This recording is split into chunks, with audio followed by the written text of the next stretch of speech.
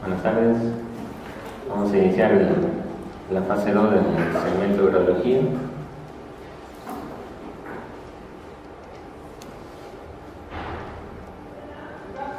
Mi nombre es Manuel.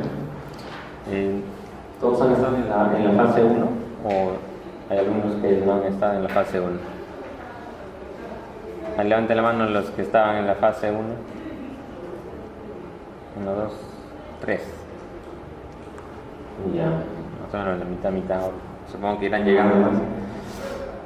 Pero bueno, en la primera fase, como saben, se ha hecho un poco más de teoría, ¿no? Para recalcar los temas más preguntados en el examen. Y ahora va a ser un poco más práctico, ¿no? Más relacionado a las preguntas, a la resolución de preguntas.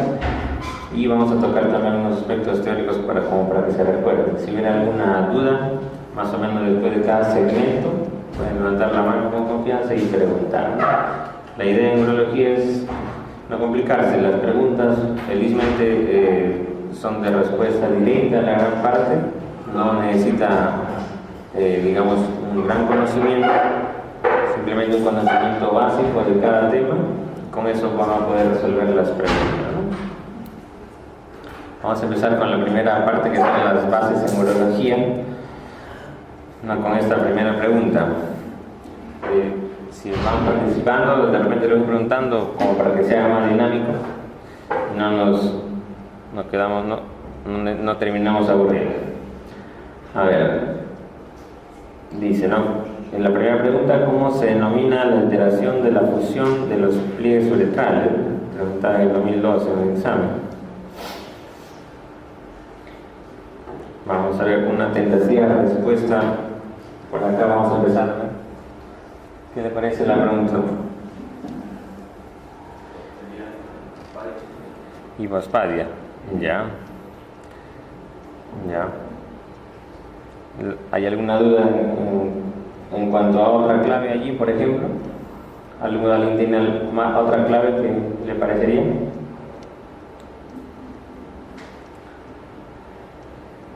¿O todos coinciden con la hipospadia? A ver, recordar un poquito, digamos, la formación de la uretra masculina, ¿no? Más o menos a la séptima, octava semana de la embriogénesis, de la formación, va a ser algo indiferenciado, ¿no? Tanto para varones como para mujeres, ¿no?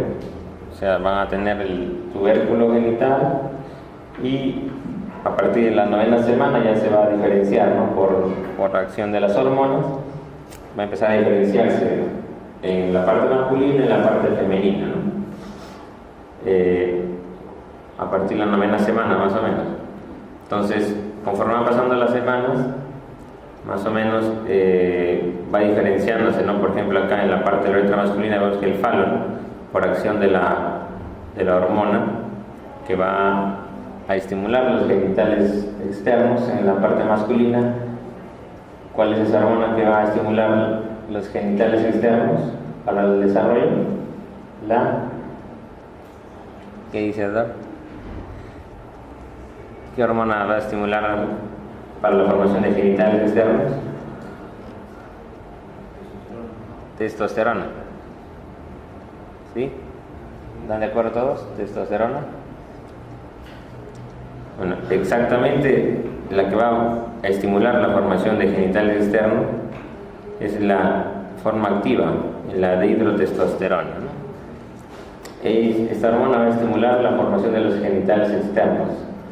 Esa formación de la dihidrotestosterona va a empezar a crecer en el caso del varón es el falo, ¿no? Y a su vez ven por acá los pliegues uretrales y el surco uretral. Entonces, inicialmente el meato en formación va a estar acá, ¿no? La orina va a salir por acá.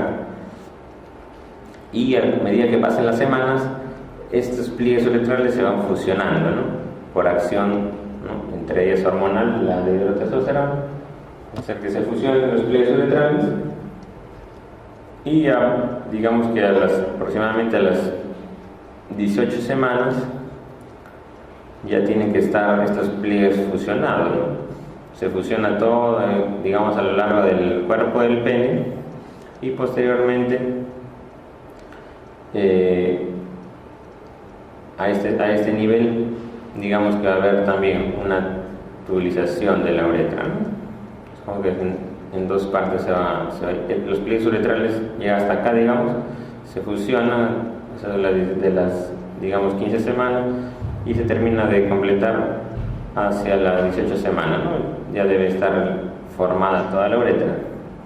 ¿Y el meato dónde queda? Finalmente acá, ¿no? De lo que era acá el meato, termina en la zona, digamos, del glande, ¿no? La corona, la punta del glande. Entonces, ¿qué pasa, no? ¿Qué pasa si, digamos, falla el estímulo hormonal, o la testosterona por alguna razón? Estos pliegues uretrales, digamos que se van a fusionar de forma incompleta, ¿no? Y el meato puede terminar ahí mismo, o de repente a mitad de camino no se fusiona, o de repente llegando ya hasta la zona, digamos, del surco balano prepucial, hasta ahí de repente llega. Entonces, de acuerdo a eso, va a haber los niveles en la que el meato va a terminar de desarrollarse, ¿no? Entonces el meato va a estar en la cara, se dice, ¿no? Esta es la parte anterior del pene, entonces va a estar el meato en la cara ventral del pene, ¿no? Entonces, justamente cuando el meato se encuentra en esa cara ventral del pene por esa falla en la fusión de los surcos, es lo que se conoce como hipospadia, ¿no? Hipospadia.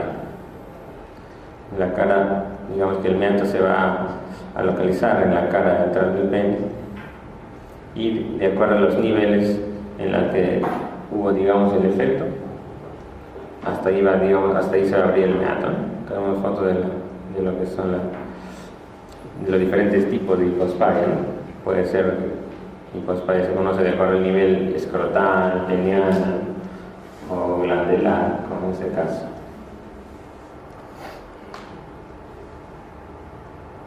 Entonces, creo que no habría mucha duda ahí en la respuesta, ¿no? Como dijo el doctor, es alteración en la hipospadia. Los restos son anomalías congénitas también, que son poco frecuentes, ¿no? Como el pene bífido o el micropene, ¿no? Son alteraciones congénitas también, o la genesia de genitales externos también, todas están mediadas por diversos factores, multifactorial, hormonal, ambiental, pero son raros, ¿no? El hidrocel lo vamos a ver más adelante. A ver, la siguiente pregunta: ¿dónde se encuentra el verum montanum? Bueno, ahí es verum montanum, realmente es su nombre, y le dicen, ¿no?, la cual es un resto del conducto paramesonéfrico. A ver, ¿quién me ayuda ahí? ¿Qué marcaría, doctora? ¿Una potencial clave?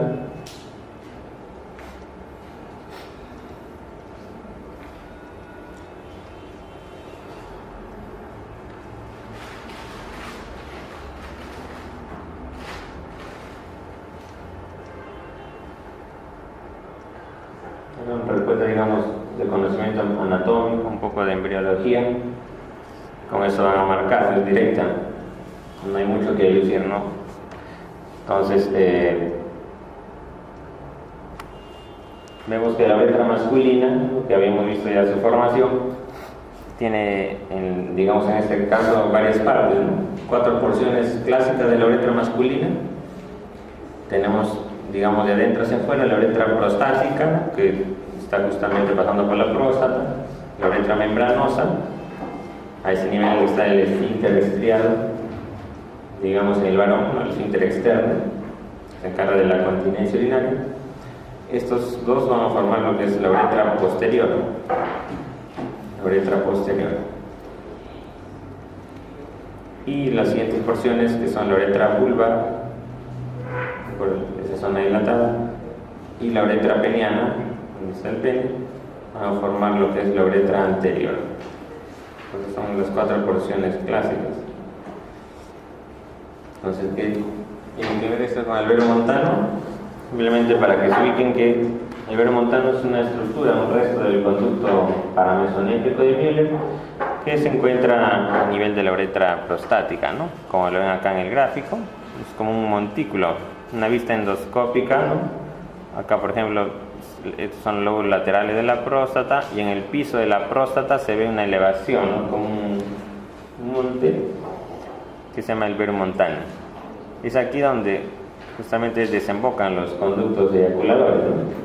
Por ahí sale la secreción seminal, el semen, que viene de los conductos deferentes, el conducto de la vesícula seminal.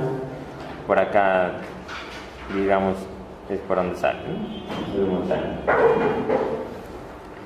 Entonces, la clave sería directa, ¿no? Uretra prostática. No hay mucho que pensar ahí. Digamos, el resto son estructuras que son, digamos, órganos accesorios, ¿no? De la reproducción. El caso del trígono, bueno, es derivado del conducto de Wolff, ¿no? El trígono vesical. La vesícula seminal también son derivadas del conducto de Wolff. Entonces, digamos, si conocen eso, más o menos pueden ir descartando, ¿no? Que no se trata de esto ni de esto, porque son derivados del conducto mesonéfrico de Wolff, ¿no? En este caso, por ejemplo, de esas dos claves.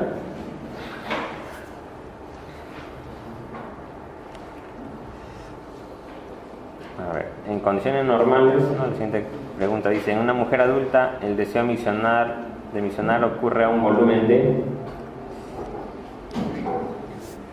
A ver, la clave no se iba. ¿Alguna clave que materialice? La de edad. Esta. A ver, vamos a ver. Hola, a ver. Entonces, recordar obviamente la fisiología de la misión tiene dos fases, ¿no? Una fase de llenado y una fase de vaciado, ¿no?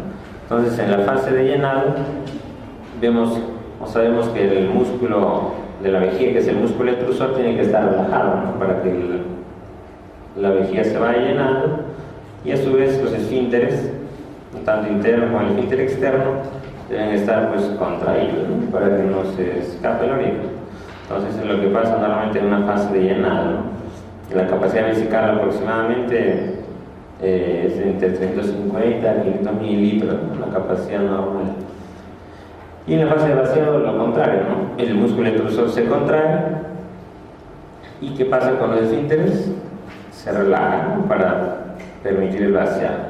Entonces, esas dos fases, digamos que no deben olvidar, son la base de lo que es la fisiología de la micción, y con eso más o menos se van orientando de acuerdo a los nervios que están funcionando a ese nivel, ¿no? Digamos, ¿qué sistemas influyen en la micción? Realmente son la coordinación de estos tres temas, ¿no? El sistema simpático, parasimpático y somático. Simpático y parasimpático, como sabemos, es involuntario, y el sistema somático, que es voluntario. A nivel de lo que es, digamos, el trígono o el cuello de la vejiga, donde se encuentra el esfínter interno, va digamos, a tener acción lo que es el nervio hipogástrico, lo que está en negro, que representa al sistema simpático, ¿no? Estos son, digamos, los niveles de T10, L2, ¿no? De donde salen los nervios del nervio hipogástrico, y que van a comandar a nivel de lo que es el cuello de la vejiga, el esfínter interno.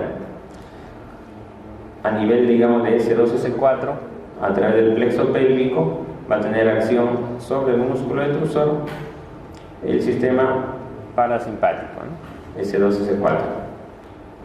Y a través del nervio pudendo, también a esos niveles, más o menos S3, S4, va a tener acción sobre lo que es el esfínter externo. El esfínter externo, como saben, es un esfínter voluntario, ¿no? Entonces, a través del nervio pudendo se va a hacer ese control voluntario, ¿no? Del esfínter externo. Entonces, digamos, en la fase de llenado, el músculo etrusor tiene que estar relajado. Entonces, el sistema parasimpático está inhibido porque la vejiga tiene que estar relajada. Entonces, el sistema parasimpático está relajado, y a su vez, en ese momento que está llenando la vejiga, los esfínteres tienen que estar contraídos, entonces el sistema simpático está actuando ahí, ¿no? Y al contrario, y el somático también, ¿no? Estamos reteniendo la orina, y digamos en la fase de emisión, ¿qué pasa? Lo contrario, ¿no? El músculo extrusor se va a contraer, entonces el sistema parasimpático se activa, ¿no? Y hace que el músculo se contraiga, ¿no? Parasimpático, acuérdense, colinérgico, y los esfínteres se van a relajar, ¿no? O sea, el sistema simpático se va a inhibir y va a permitir el vacío de la orina. Igual, el sistema somático, que es voluntario, va a hacer que los esfínteres se relajen para que proceda a la fase de emisión, ¿no? Esa secuencia, si se entiende en ese orden, no es tan complicada. Digamos que no hace falta por ahora ahondar más, ¿no? Y más o menos los parámetros funcionales, ¿no? Que se ven digamos en un grupo de personas, en estudios, se ve que generalmente el primer deseo de emisión ocurre más o menos a un volumen de 150 a 200 mililitros, ¿no? Tanto en varones como en mujeres. Un deseo normal, usual, como que ya la persona tiene que ir a orinar, ocurre a un nivel más o menos entre 350 a 400, y una capacidad sistométrica máxima, o sea, la capacidad de la vejiga, ya que la persona va a tener deseos fuertes de emisionar y imperiosos de orinar, entre 450 a 500.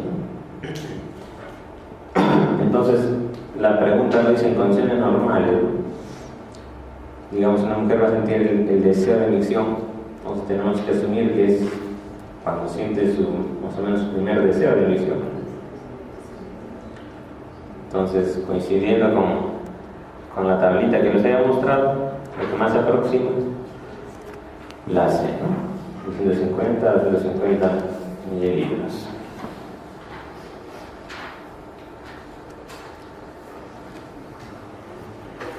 La siguiente pregunta nos dice: una niña de 2 años que es llevada a la consulta, ¿no? ¿Por qué emisiona sin aviso? Dice, y la mamá desea saber hasta qué edad debe esperar para que su hija controle el esfínter externo. ¿Cuál le da promedio en meses? Preguntan para el control del esfínter. Entonces, ahí, bueno, no hay algo que deducir, no hay que saber el tiempo, ¿sí o sí? Entonces, más o menos para que se ubiquen acá en cuanto a la uretra femenina, digamos, que es obviamente más corta que la uretra masculina, ¿no? El promedio de la uretra femenina 3-4 centímetros. Tiene también sus esfínteres, tanto el esfínter interno, el esfínter interno como el esfínter externo. ¿Quién va a controlar la continencia? ¿Quién va a ser el verdadero esfínter de la continencia? El esfínter externo, ¿no? O el cardio esfínter, porque está formado por un músculo estriado, ¿no? A diferencia del músculo que está acá a nivel del esfínter interno o el isoesfínter, porque tiene el músculo liso, ¿no? A nivel del cuello de la vejiga. Entonces el verdadero esfínter que va a controlar la continencia, acuérdense, es el externo, ¿no? Tanto en varones como en mujeres. Y bueno, digamos, control de la emisión, lo que han visto, ¿no? La coordinación entre el sistema simpático, parasimpático, somático, a su vez va a estar coordinada, ¿no? Con centros a nivel más alto, ¿no? Con el núcleo continuo, a nivel del tronco cerebral, y también con centros que van a venir desde el encéfalo, ¿no? Entonces va a haber un control voluntario de la emisión, toda una coordinación con un proceso complejo realmente de los neurotransmisores que van a hacer que en ese momento, pues, por ejemplo, no se nos escape la orina, ¿no? Y podamos controlar de forma voluntaria en qué momento ir al baño, ¿no? Entonces, más o menos a partir de se dice los 18 meses en adelante, va a ir madurando todo este sistema de nervios, ¿no? en el niño. Y aproximadamente entre los, digamos, 2 años y medio a 3 años de edad, se va a lograr un control de su interés en la mayoría de niños y niñas, ¿no? Con sus variaciones.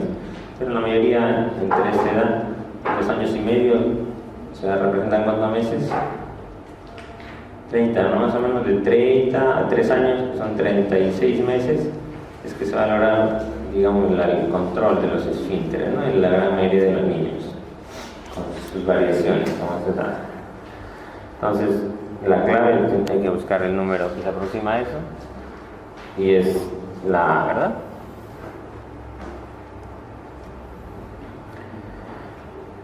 Otra pregunta, digamos, de básicas, nos dicen, ¿no? ¿Cuál de las siguientes no se relaciona con la célula de Sertoli? ¿Cuál no es función de la célula de Sertoli? Los autores que han estado en la fase 1, si me ayudan a ver, habíamos hablado de eso un poquito, no sé si recuerdan.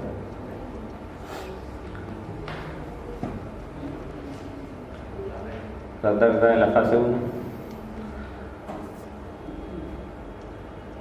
No sé su nombre, disculpen, pero ¿alguna clave que le parezca?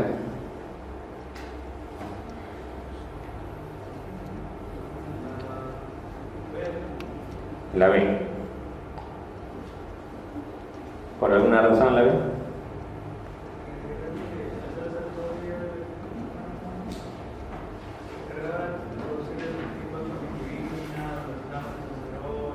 Ya, o sea, ¿te acuerdas que es esto, la inhibina, la metiltestosterona?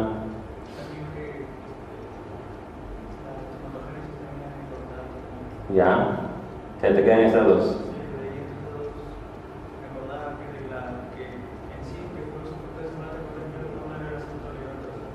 Era otra, ya, está bastante aproximada. Vamos a ver. Entonces, la espermatogénesis saben que es el proceso de la formación, ¿no? de las espermatozoides, de las células que van a producir la fecundación. Y el túbulo seminífero tiene, digamos, básicamente dos partes, ¿no? Un tejido intersticial y un epitelio germinativo, ¿no? Donde están justamente las células germinativas, ¿no? De todas sus fases, desde las espermatogonias hasta los espermátides iniciales, los espermatozoides, digamos. Y ven, entre estas células, digamos, que están sobre la membrana basal, hay unas células que están desde acá, que están justamente apoyando, ¿no? Y están, digamos, de alguna manera sosteniendo, protegiendo a estas células de los espermatozoides, que son las células de Sertoli. Y a nivel de tejido intersticial están las células intersticiales, como su nombre lo dice, también conocidas como células de Leydig, ¿no? Que son las que van a producir la testosterona en la mayor proporción. Entonces, estas son las famosas células de Sertoli y tienen varias funciones, pero básicamente todo tiene que ver, como dice el autor, se relaciona con la espermatogénesis y la formación de las células estas germinales, y van a sustentar, ¿no? Por eso se las conoce como las células sustentaculares también, van a proteger a las células germinales, van a nutrir a los espermatozoides, ¿no? Y justamente como protegen, como nutren, van a formar la barrera hematotesticular, o sea que le van a proteger de sustancias realmente tóxicas que pasan a la sangre o por alguna razón quieren llegar a este nivel. Entonces las células de Sertoli van a encargarse de frenar estas sustancias tóxicas, ¿no? Por eso forman la barrera hematotesticular. Van a producir la aromatización, que es la conversión de la testosterona a estradiol. Van a secretar la inhibina, como su nombre lo dice, va a inhibir la FSH, ¿no? Que es la hormona folículo estimulante. Además secretan la proteína fijadora androgénica, que va a ligar testosterona. Y en la etapa justamente que explicábamos, ¿no? En la parte digamos en la vía embriológica, van a producir lo que es la sustancia inhibidora de Müller, ¿no? O sea, van a inhibir el conducto paramesonéfrico de Müller para que dé pase a la parte masculina, ¿no? Müller o paramesonéfrico es parte femenina. Entonces Sertoli inhibe eso para que se produzca el desarrollo más bien de la parte justamente masculina, ¿no? Con el conducto mesonéfico más bien, o de Wolff. Entonces Sertoli va a inhibir Müller. También en la clave nos dicen que estimula los conductos de Müller, ¿no? No es lo contrario más bien. Va a secretar la sustancia inhibidora, no la estimulante. Entonces, por esa razón sería la clave B. El resto son justamente funciones de la célula Sertoli. ¿Y cuál es la hormona que estimula la secreción de testosterona por la célula de Leydig? Vemos acá, ¿no? En el control, digamos en el eje gonadal, tenemos acá en el hipotálamo la secreción de la GnRH hacia la hipófisis, ¿no? Y va a estimular FSH y LH. La FSH en los varones va a estimular la célula de Sertoli, ¿no? Como estábamos viendo, y Sertoli, para inhibir esa como feedback negativo, va a secretar la inhibina, ¿no? La inhibina y se inhibe FSH. Y por otra parte, la hormona luteinizante va a estimular la célula de Leydig en el varón, y a través de esto se va a formar la testosterona, ¿no? Ahí también está en la parte, digamos, femenina, ¿no? Para que vean FSH en granulosa y LH en el cuerpo lúteo, bueno, secretando progesterona, por ejemplo. Pero acuérdense LH, acuérdense la L de Leydig, ¿no? La LH. Entonces, ¿quién estimula la secreción de testosterona por la célula de Leydig? Luteinizante.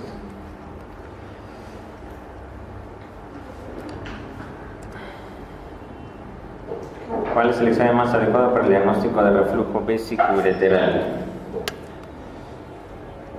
Doctora, al fondo, si me ayuda, por favor. ¿Alguna respuesta, doctora? Del medio. ¿Alguna clave que le marcaría usted?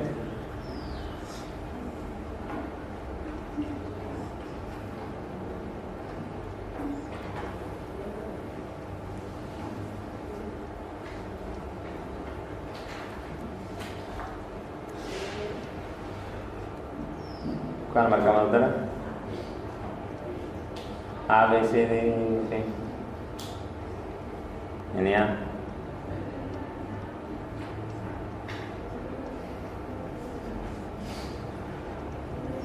¿Ayuda? A ver, vamos a ver. Reflujo vesicoureteral, su nombre lo dice, ¿no? La orina pasa de la vejiga al urétero o los riñones. Entonces, ¿qué es la cistografía retrógrada misional? Su nombre lo dice, no es cistografía. Vamos a dibujar la vejiga de forma retrógrada. O sea, introducimos un catéter por acá por la uretra que llega hasta la vejiga y inyectamos contraste, ¿no? Y el medio de contraste va a pintar la vejiga, ahí como ven la placa, ¿no? Entonces se llena la vejiga, vemos ahí las paredes de la vejiga, si hay algún defecto de relleno, adición, sustracción, etc. Y posteriormente se le pide al paciente que miccione, ¿no? Por eso se llama miccional. Entonces micciona y van viendo cómo va bajando, ¿no? Va bajando el volumen del contraste en este caso, y va a quedar una pequeña cantidad, ¿no? Entonces podríamos ver ahí, digamos, el residuo que va quedando, ¿no? De la orina, del contraste. Entonces, esta prueba, que también la conocen como una cisto-uretrografía miccional seriada, el CUMS, sirve como el diagnóstico, el estándar para el diagnóstico de un reflujo vesicoureteral. Se llenamos el contraste hasta que la vejiga esté repleta y de forma pasiva podría subir el contraste, ¿no? De lo que es la vejiga suben los uréteres y el contraste llega hasta la pelvis, los cálices, como ven acá, ¿no? O si no, puede subir el contraste de forma activa en el momento de la micción. Ahí en ese momento también puedes empezar a subir el contraste, ¿no? Que demostraría un reflujo, ¿no? Normalmente no debe nunca refluir la orina ni de forma pasiva ni de forma activa. en este caso a refluido. Entonces acá, por ejemplo, hacemos el diagnóstico de un reflujo vesicolateral unilateral, ¿no? El lado izquierdo, por ejemplo, y para eso nos serviría justamente esa cistografía retrógrada miccional, ¿no? El reflujo, acuérdense, es una patología prevalente en niños, esas son infecciones urinarias, ¿no? Y que tiene grados de acuerdo justamente a la morfología, ¿no? de esta radiografía. Tiene grados de acuerdo al grado de alteración de los cálices, la hidroureteronefrosis que produce, se da un grado, ¿no? Acá, por ejemplo, puede estar en grado 4 más o menos.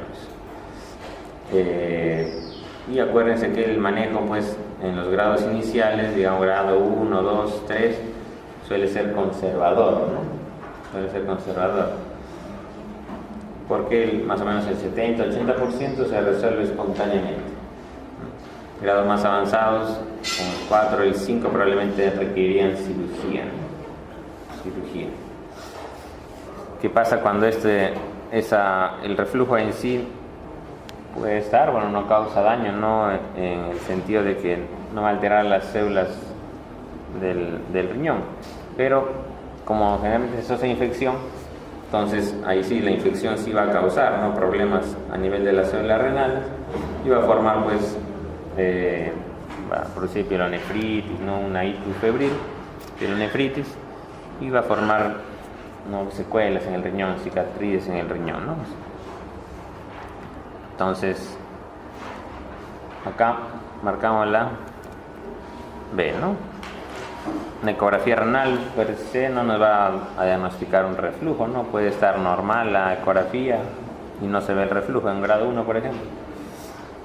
Pilografía endovenosa o orografía excretoria es al contrario, ¿no? El contraste más bien llega a la vena y pasa de los riñones hacia abajo, ¿no? No sabemos si va a haber más bien reflujo. Histografía isotópica es, digamos, la gammagrafía de la vejiga, ¿no? Que podría de una forma ayudar, pero no es el más adecuado.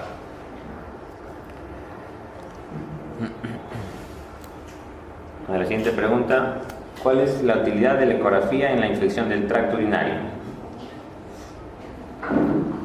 Con la ecografía valoramos el reflujo vesicolateral, identificamos las cicatrices renales, demostramos la anatomía, identificamos el riesgo de recurrencia de la ictus, o no debe indicarse en varones normalmente.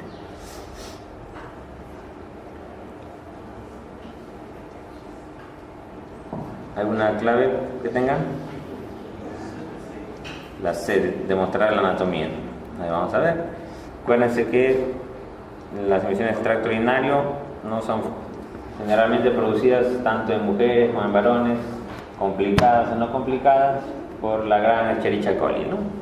El germen más frecuente en la gran mayoría de los casos, salvo excepciones, pero Escherichia coli, la bacteria más frecuente en niños, en adultos.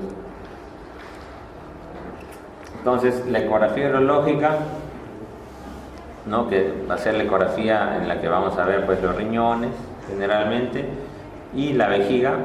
Vamos a permitir ver, ¿no? Cómo es el tamaño de los riñones, la longitud del parénquima del riñón, y va a permitir ver o descartar, por ejemplo, si hay una dilatación, una hidronefrosis, una hidroureteronefrosis. Justamente es evaluar la anatomía, ¿no? En eso nos ayuda. Igual en la vejiga, en la ecografía de la vejiga, pues nos va a determinar para ver si la vejiga tiene paredes delgadas, si hay cálculos, por ejemplo. En este caso hay una vejiga de paredes engrosadas, ¿no? Que podría estar en relación a una inflamación crónica de la vejiga. Ciertamente la ecografía nos va básicamente a dar esa información, ¿no? De la valoración anatómica, ¿no? Y descartar un proceso, digamos, de litiasis o tumoral a veces. Y a diferencia, ¿no? Para determinar si hay realmente cicatrices renales, ¿no? Lo que decía que se producía por el reflujo, por la infección, va a dar cicatrices renales. Entonces con la ecografía no vamos a poder ver eso.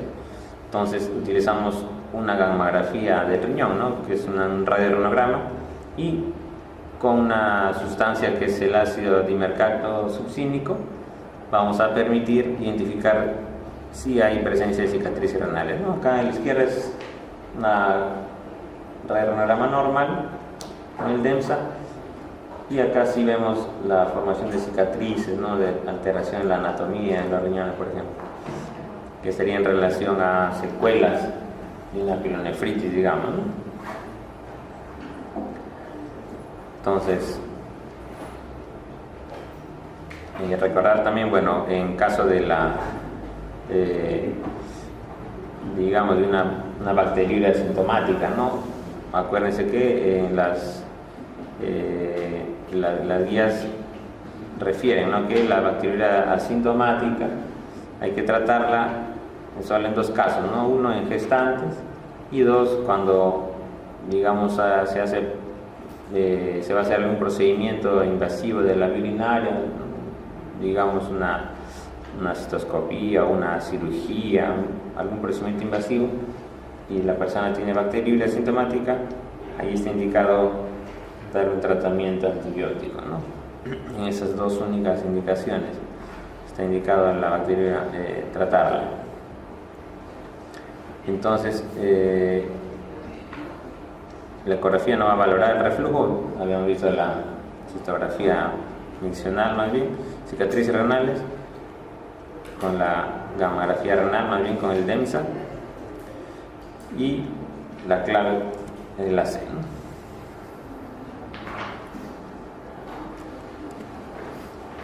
¿Alguna pregunta, alguna duda ahí de la parte básica de las ciencias básicas en urología? ¿Algo que les quede en duda? Para pasar a la patología prostática. Con confianza, levanten la mano, pregunten. Avanzamos entonces. La siguiente pregunta, bastante la redundancia, bastante preguntada, ¿no?, en los exámenes, en cuanto a la anatomía de la próstata, ¿no? En qué porción, qué parte, qué zona se forma el crecimiento benigno, que es el adenoma, y en qué zona se forma el carcinoma de próstata, ¿no?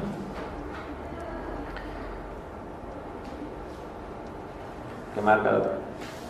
Doctor, ¿alguna clave? De dado. A ver. Entonces, al recordar la anatomía zonal según McNeil, ¿no?, se divide la próstata en 4 porciones, ¿no? La zona de transición, que es la zona que está alrededor de la uretra; la zona central, que está rodeando los conductos eyaculadores, ¿no? La zona periférica, que es la gran porción, la mayor parte de la próstata, lo que rodea a estas, incluso va más inferiormente, y una zona filomuscular anterior, ¿no?, que es la zona más pequeña. Entonces, la formación, digamos, de lo que es el adenoma, la parte que obstruye, justamente la parte benigna, que se forma justamente alrededor de la uretra, ¿no?, que corresponde a la zona de transición. Ahí se forma la mayor parte de lo que es el crecimiento prostático benigno, ¿no? Y lo contrario ocurre en lo que es el cáncer de próstata, que la mayor parte, un 70-80%, empiezan en lo que es la zona periférica, ¿no? ¿Cuál es el peso normal de una próstata? Oscila alrededor de los 18-20 gramos, ¿no? O en volumen 18-20 mil centímetros cúbicos. Entonces, no hay duda ahí, la clave es la D, ¿no? En términos generales, el valor normal del antígeno prostático específico, PSA, se expresa según edad y acepta un rango de 0 a 4. Dicen por acá, vamos a ver, el PSA, ¿qué cosa es? Es una glicoproteína de 34 kilodaltons que se produce en el epitelio prostático y se encarga de la licuefacción del coágulo seminal, ¿no? Digamos, el semen sale espeso y una vez que ingresa al cuello uterino, los espermatozoides se capacitan allí, y para que se trasladen, para que se movilicen los espermatozoides, necesitan que ese líquido no sea tan espeso, ¿no? Entonces PSA justamente se encarga de, digamos, de hacerlo más líquido, licuefacción, y va a permitir un mejor movimiento de los espermatozoides. Sin embargo, se usa este PSA también como un marcador tumoral, ¿no?, para lo que es la detección del cáncer de próstata. Sin embargo, se conoce que su especificidad es baja, entre comillas un 40-80%, ya que se eleva en muchos casos, no solo en el cáncer, sino también en el crecimiento benigno, en la HPV, en prostatitis crónica, por infecciones, por una biopsia de próstata, después de un procedimiento como una histoscopía, después de las relaciones sexuales o un cateterismo letral, se eleva el PSA. Y también puede disminuir con ciertos fármacos, ¿no?, como los inhibidores de la 5-alfa reductasa usados en el tratamiento del HPV. Pero en forma general, en términos generales, como dice la pregunta, el PSA total, que es el que pedimos, va a tener valores normales cuando son menos de 4, ¿no? 0 a 4 es lo normal, más de 10 anormal, ¿no?, sospechoso de cáncer de próstata. Y si está entre 4 y 10, la zona gris, hay que pedir, digamos, un PSA libre para sacar el índice. Si este nos sale más del 20 o 25%, digamos que nos aproxima que puede ser un crecimiento benigno, y sale menos de 15 a 20%, digamos que es sospechoso de un cáncer de próstata. Entonces, cuando es sospechoso de cáncer de próstata, ¿qué hacemos? ¿Cómo confirmamos? Una biopsia de la próstata, pues. Entonces el PSA es básicamente como un marcador para hacer un screening, ¿no? Entonces la clave no hay duda de 0 a 4 nanogramos por mililitro. Siguiente pregunta: un paciente de 65 años con prostatismo. Prostatismo era el término anticuado que ahora se conoce como LUTS, síntomas del tracto urinario inferior. O sea, los síntomas urinarios, ¿no?, la polaquiuria, el chorro disminuido, nocturia, urgencia. Y que el tacto rectal nos dice que hay una próstata aumentada de volumen. Y el antígeno prostático está elevado, ¿no? O sea, tenemos un paciente con un tacto, una próstata crecida y el PSA elevado. Entonces, no dice cuánto, ¿no? Elevado puede ser 8, 15, 50, 200. Podemos asumir que está en 300, después está elevado, ¿no? Entonces, la conducta a seguir, ¿cuál sería? Entonces, le decía, el screening del cáncer de próstata, ¿no?, se hace con dos cosas, ¿no?, el tacto rectal y el PSA en sangre, ¿no? Digamos que las guías americanas, europeas, es lo que recomiendan actualmente, aunque hay muchas controversias. Y si alguna de estas nos sale alterado, o sea, el tacto es sospechoso o el PSA es elevado, siendo el tacto normal incluso, entonces podemos confirmar esto a través de una biopsia prostática, ¿no? Y lo que se recomienda hacer es una biopsia transrectal, o sea, a través del recto, y dirigida con la ecografía, ¿no? Se introduce el transductor acá y con la aguja de biopsia se toma justo biopsias de la zona, ¿no?, de la periférica, puede tomar la transición, zona central, se toma biopsias. ¿Cuántos cores? Más o menos se recomienda entre 10 a 12 cores, 5 o 6 de cada lado, y se analiza, ¿no? El patólogo nos dirá qué cosa le sale cáncer. ¿Cuál es la histología más frecuente, doctor, del cáncer de próstata? Adenocarcinoma de próstata, ¿no? Muy bien, esa es la histología más frecuente, ¿no? Pueden haber un montón de tipos de cánceres, pero lo más frecuente es un adenocarcinoma de próstata, ¿no? Y se estadia a través de un patológico, a través, digamos, de una escala, ¿no? ¿Se acuerdan? Esa escala de Gleason, ¿no? Escala de Gleason, que va, digamos, de forma práctica: Gleason 6, Gleason 7, Gleason 8, Gleason 9, Gleason 10, ¿no? Y a más número, mayor agresividad del tumor, ¿no? Entonces, las preguntas, digamos, las palabras claves ahí, la edad y el PSA que está elevado. Entonces, la biopsia dirigida es la clave, ¿no? La siguiente pregunta: paciente de 66 años, hospitalizada con hematuria, dolor óseo, retención aguda de orina, el tacto, hay una próstata aumentada de consistencia, pero además nos dice que es de consistencia dura, ¿no? ¿Cuál de los siguientes exámenes tiene mayor importancia en el diagnóstico?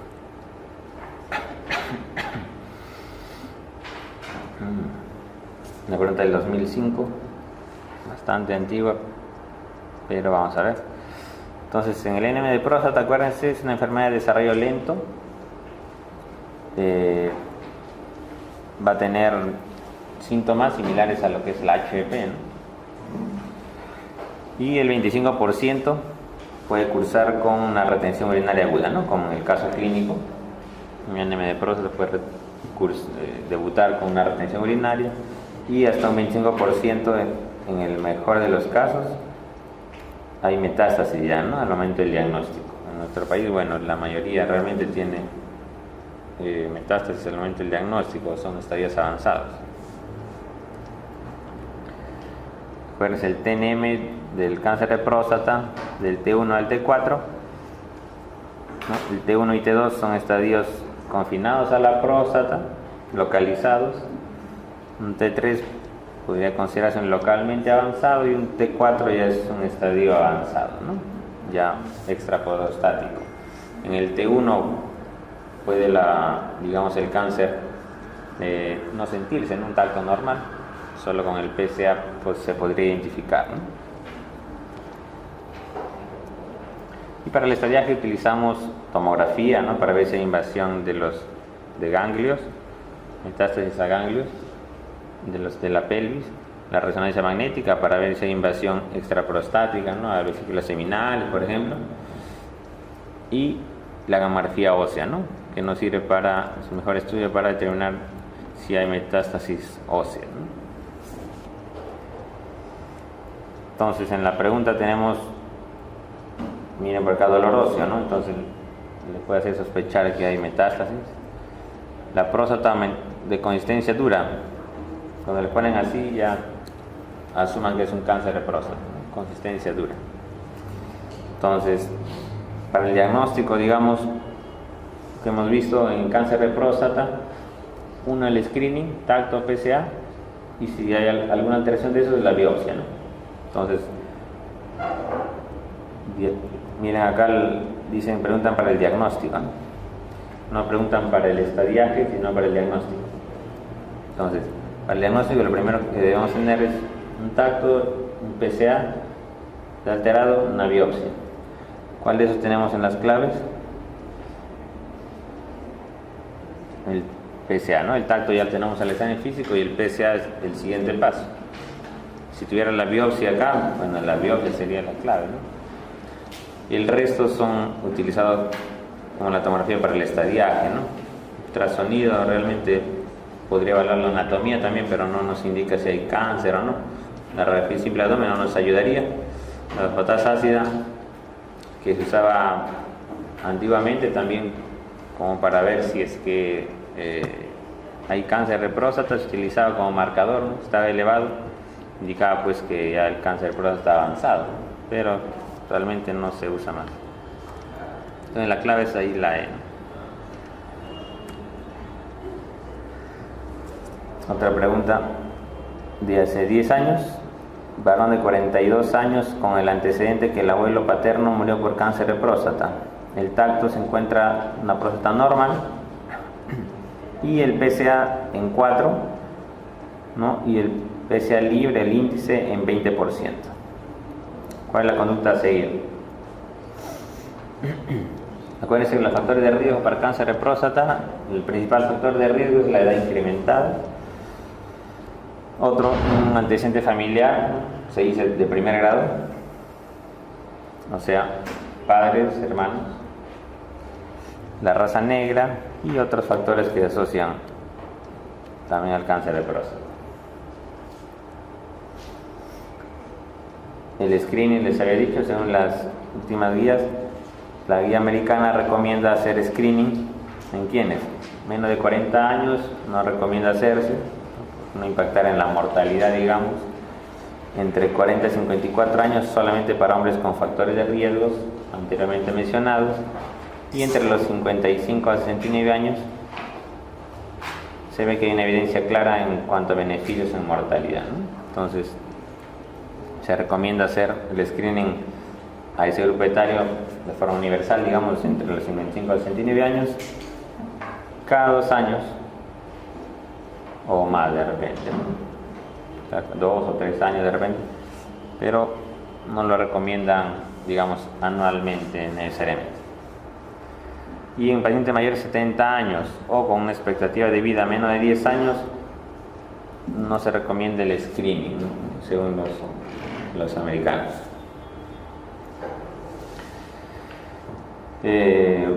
Esto, bueno, va a depender realmente. Estas son las guías del 2015, ¿no? Y la pregunta del 2006, entonces hay un desfase, digamos, en cuanto al manejo, a la toma de decisiones. Pueden hacerse diferentes cosas. En esa época que habrá pensado el que hizo la pregunta, de repente qué cosa marcaron. Entonces ojalá nunca más se repita esa pregunta, que es bastante poco ambigua y puede tener una u otra decisión, ¿no? Pero en general observen que es un varón de 42 años, ¿no? O sea, el joven prácticamente, no, normalmente el cáncer de próstata, para ese factor de riesgo le ha incrementado, ¿no? 50, 60, 70 años va a aumentar la incidencia, ¿no? El abuelo paterno murió de cáncer de próstata. Sí, es cierto que es un familiar cercano, pero no es un familiar de primer grado, ¿no? No es un factor tan directo, digamos, como para que el paciente tenga cáncer.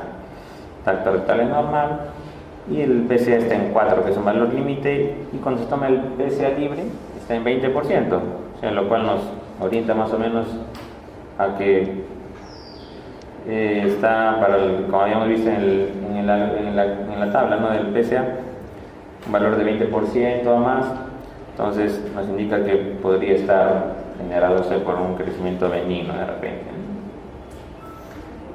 Entonces, como que el cáncer ahí, o la posibilidad de cáncer, se aleja, ¿no? Más pareciera ser algo inflamatorio o algo infeccioso, ¿no? Entonces una biopsia pues no se podría recomendar, ¿no? Porque ni el PSA ni el tacto lo indican. Entonces la biopsia la descartaríamos. La ecografía transrectal nos daría información más que todo del tamaño. Podría ser que indique si hay o no hay nódulos. No es una prueba, digamos, que se indique para descartar cáncer de próstata. PSA y tacto rectal anual, bueno, por la edad que tiene el paciente, según las guías actuales, no necesitaría un screening, ¿no? Porque tiene 42 años apenas, entonces anual peor todavía, ¿no? Actualmente no se recomendaría eso. Entonces nos queda más o menos un PSA y tacto rectal a partir de los 50 años, o tratamiento antibiótico durante 4 semanas y repetir el PSA.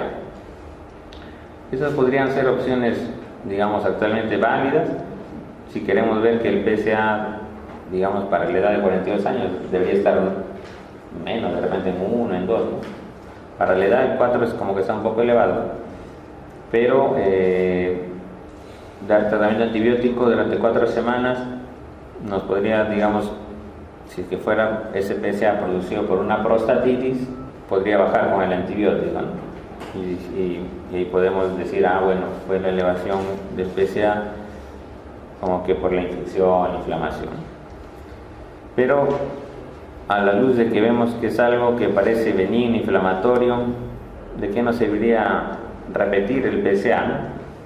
Igual no, aunque le demos el antibiótico y nos salga el PSA en 2, igual no le vamos a hacer biopsia.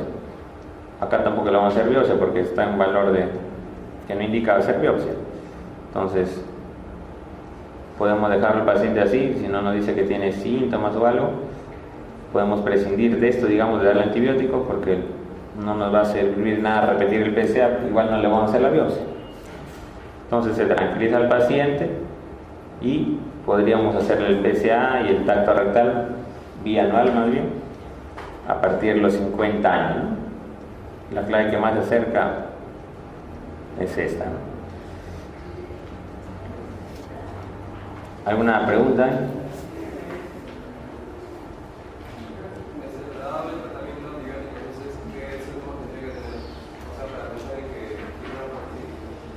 Claro, síntomas de prostatitis.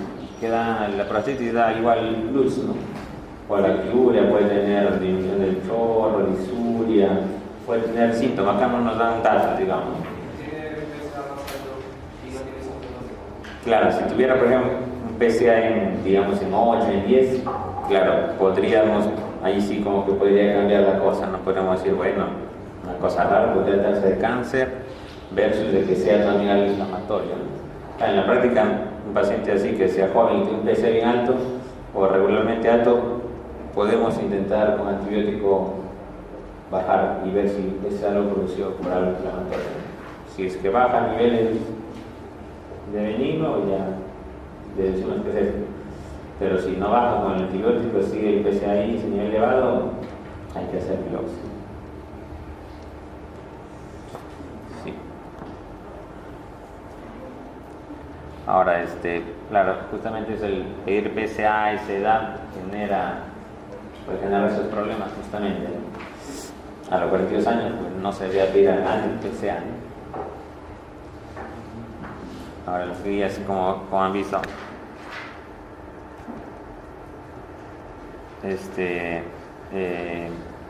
para pacientes con factores de riesgo entre los 40 y los 54 años se podría pedir si tienen uno más factores de riesgo. Antes de los 40 años a nadie, digamos. Doctor, una consulta. Pero, o sea, ahí la pregunta no podría, o sea, no es un poco más práctica por el hecho de que al principio simplemente por el antecedente que ya es un factor de riesgo, podría asumirlo de que ya, o sea, como usted dice, doctor, 50 años se le hace la tacto rectal si no tiene todo de riesgo de 40 años si tiene. Por el paciente tiene 42, a mí me parecería que la respuesta sería no, o sea, el antecedente del abuelo no implica bastante. ¿Cuál es el antecedente de que tiene el abuelo paterno de cáncer del próstata? No, claro, realmente. Igual tiene uno de 40 años, tiene 42. Ya. Yo sospecharía que tiene que ser después antecedente, ¿no? Como indicando de que 40 años. Ya,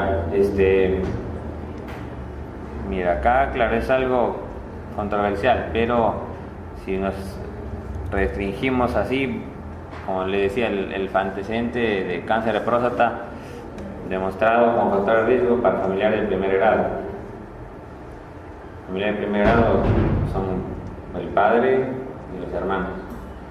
O sea, eso del abuelo paterno es segundo grado, podría ser un distractor nada más. Si lo tomamos así, ¿no? Ahora, si el paciente después tiene cancerofobia, que quiere saber en la práctica, bueno, pues le pedimos, ¿no? Es algo que, digamos, va más allá de algo teórico y que en la pregunta así podría tener en nuestra cabeza un poco de duda. Pero si nos restringimos a la evidencia, a la literatura, no habría sentido con eso pedirle más a partir de los 50. La tabla que usted mostró sobre PSA libre dice que el 25 es sospechoso de cáncer de próstata. Sí, ese valor no es tan estricto, o sea, más de 20, 25. No es sospechoso. Menos de 15 podría sospechar cáncer de próstata. Bien. Siguiente capítulo, urolitiasis. Nos pregunta un varón de 34 años, joven, deportista, que presenta hematuria aislada y dolor lumbar. ¿Cuál es el diagnóstico más probable? Pocos datos para saber de qué se puede tratar. Vamos a hacer una pequeña revisión. ¿Cuál es la urolitiasis más frecuente en varones? Una proporción de 2 a 1, clásicamente se ha dicho eso, ¿no? Aunque actualmente Las mujeres están que nos empatan casi, excepto los cálculos de Struita, ¿no? Que es más frecuente en mujeres. La causa más frecuente de micromaturia, acuérdense, es la urolitiasis. Se dice que hasta un 12% de la población presentará una litiasis sintomática a lo largo de su vida, y la raza blanca es la más predispuesta.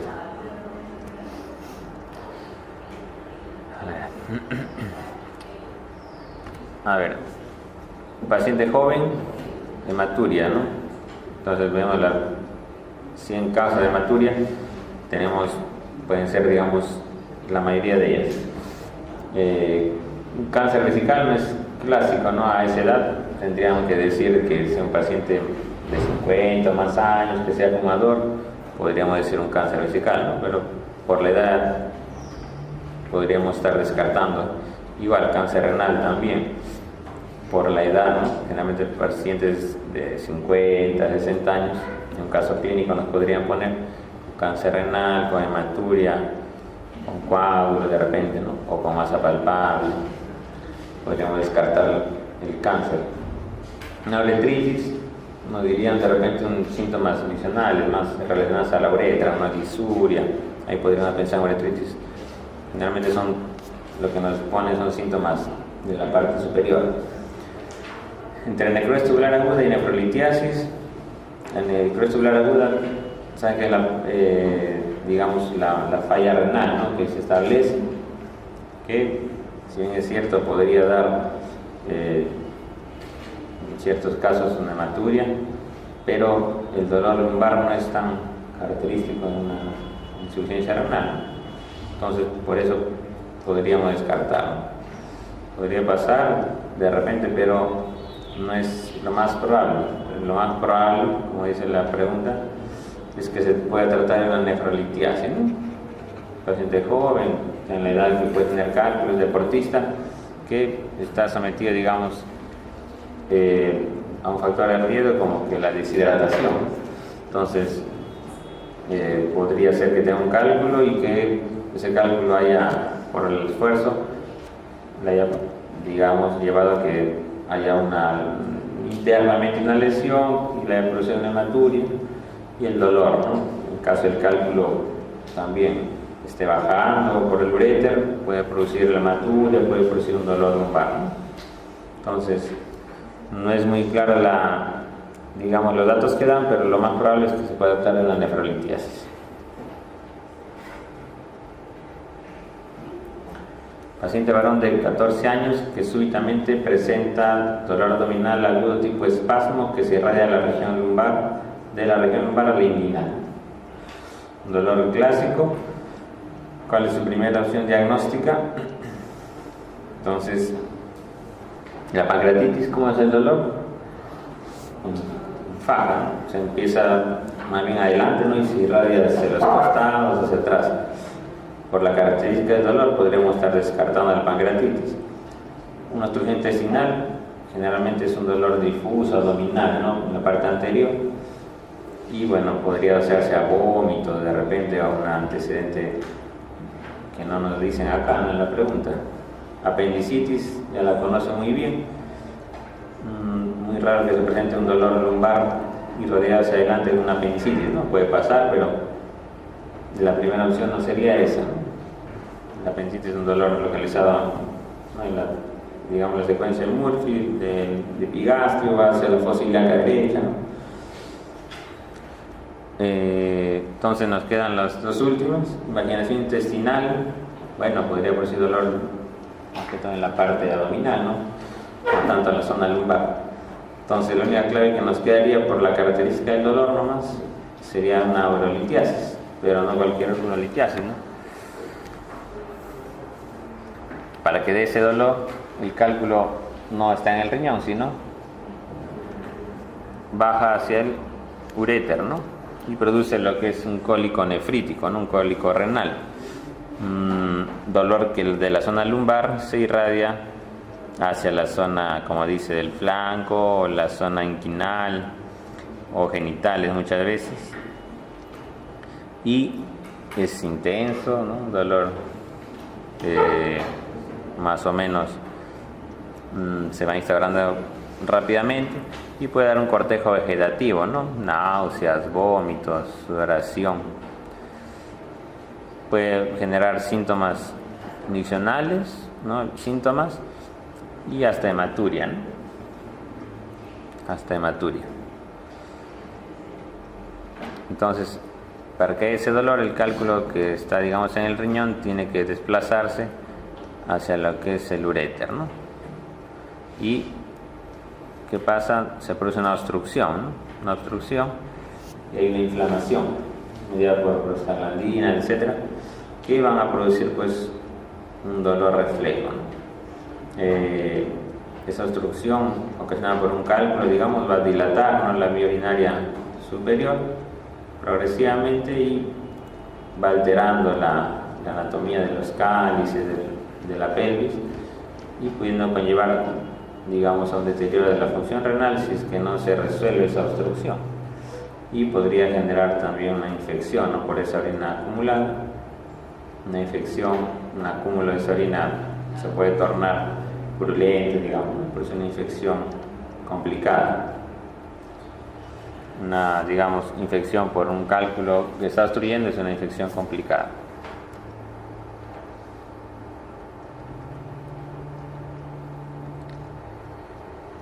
¿Cuál es la composición química más frecuente de los cálculos renales?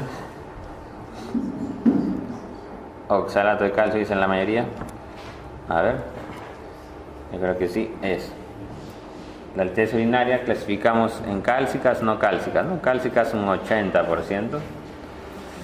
Y dentro de las cálcicas, la más frecuente, dentro de ellas está un 70% de oxalato de calcio, ¿no? De lejos es la causa más frecuente.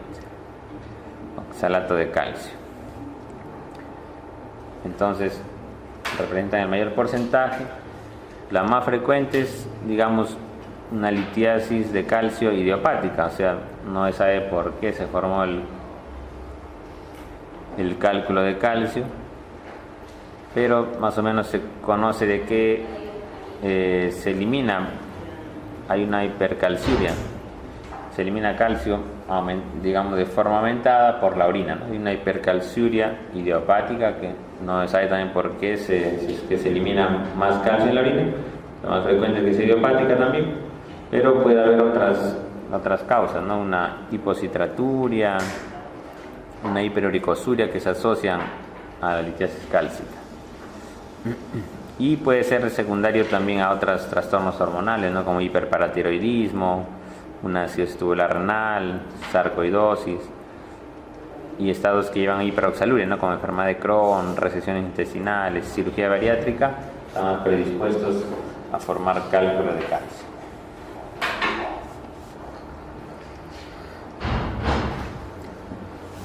Dentro de los cálculos urinarios radiotransparentes, no pueden ser de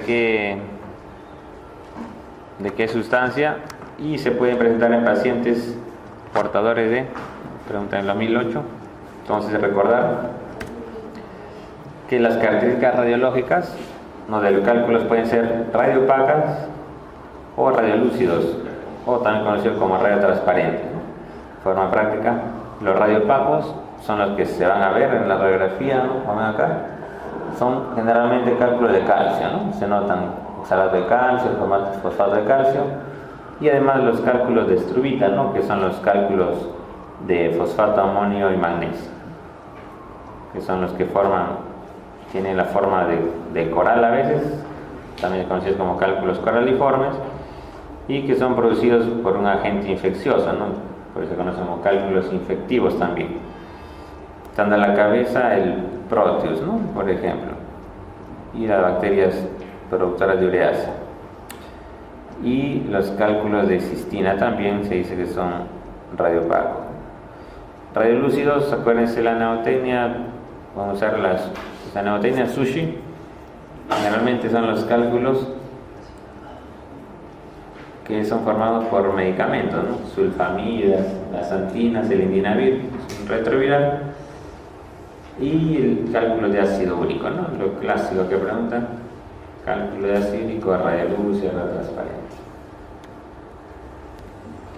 Entonces, la clave es ácido úrico y que está formada, se puede presentar en pacientes que portadores de gota, ¿no? O sea, los que tienen ácido úrico elevado en la sangre. En la litiasis renal por ácido úrico asociada a gota primaria, el fármaco a emplearse para reducir la uricemia es el halopurinol. Entonces, dentro de las litiasis no cálcicas, la litiasis de ácido úrico representan 10 a 15%, más frecuente en hombres, y se necesitan dos mecanismos, ¿no? Que tenga la orina un pH urinario ácido y que haya hiperuricosúria, o sea que ácido úrico se esté eliminando por orina. Si hay estos dos requisitos, se forman los cálculos de ácido úrico. Entonces son cálculos radiolúcidos, y en caso de hiperuricemia, no sé, el ácido úrico esté elevado, más de 7, se recomienda el halopurinol. El halopurinol, acuérdense que inhibe la xantina-oxidasa para inhibir la formación del ácido úrico.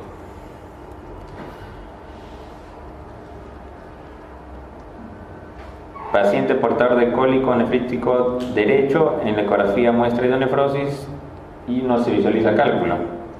Se presenta con dolor en la emergencia y en el toma de la ecografía y está dilatado, ¿no? Está dilatado y el otro riñón está normal.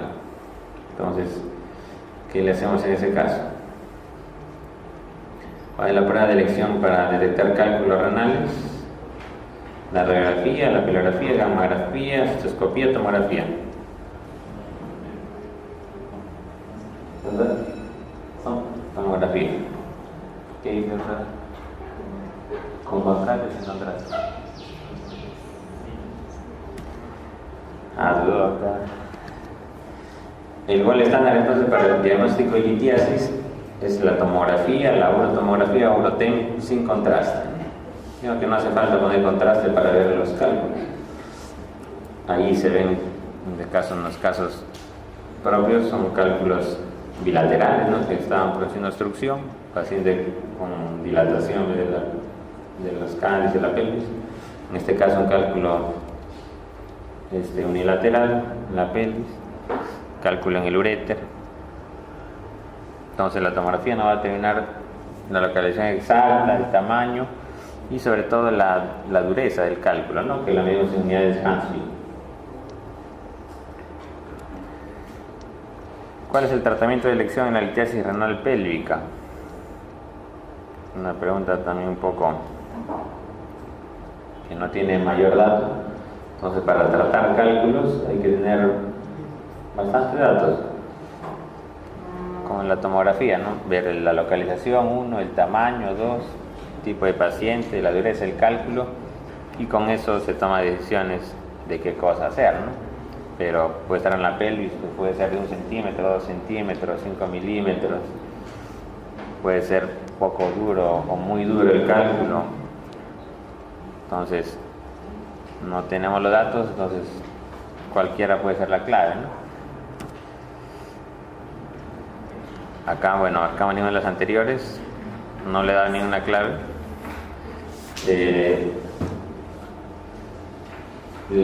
Digamos, para cálculos pequeños, ¿no? Se recomienda, por ejemplo, digamos que está en la pelvis, como dice la pregunta. Para cálculos menores de 1 centímetro está indicado hacer una lithotripsia extracorpórea, ¿no? Y que no sean tan duros, ¿no? Según las unidades Hansfield, para que tenga, digamos, un porcentaje significativo de éxito de poder liberar el cálculos a la persona, o hasta menos de 1 centímetro en general, digamos, es la indicación para hacer lithotripsia extracorpórea a cálculos pequeños. En caso del cálculo, por ejemplo, sea más de 1 centímetro a 2 centímetros en la pelvis, ¿no? Como dice la pregunta, podría decidirse hacer una ureterolitotripsia endoscópica, ¿no? Se ingresa con un ureteroscopio flexible en este caso para llegar hacia la vía urinaria superior, y con láser, como ven, un cálculo en el cáliz, ¿no? Se va a pulverizar, fragmentar.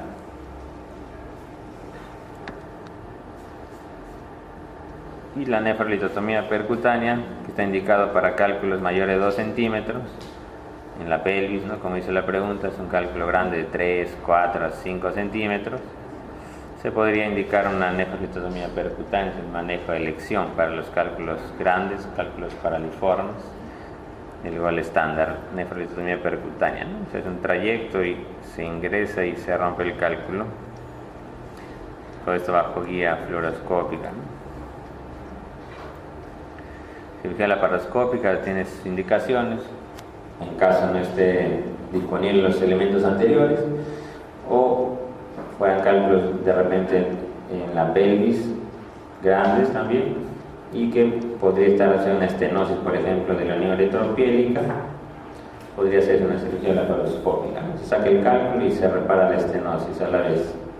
Es indicación de cirugía laparoscópica en cálculos, por ejemplo. Y la cirugía convencional para casos complejos, ¿no? O en las que no tengamos los instrumentos anteriores, un cálculo en la pelvis también, sea pequeño, mediano o grande, no tengamos ninguna de las herramientas, le hacemos una cirugía convencional, ¿no? Pero normalmente está indicada la cirugía convencional cuando no hay las herramientas o cuando los cálculos de anatomía es compleja, ¿no? Hay que hacer cirugía convencional, ¿no? Con corte. Puede ser, si se corta la pelvis, una pielolitotomía; si se corta el riñón, una nefrolitotomía; si se corta el urétero, ureterolitotomía. ¿Alguna pregunta? ¿Litiasis?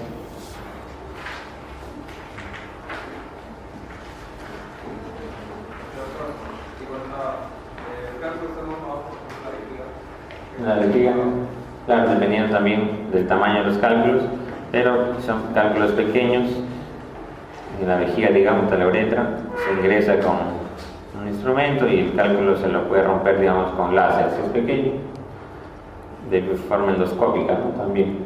Si fuera más grande, podría ingresarse vía percutánea, ¿no?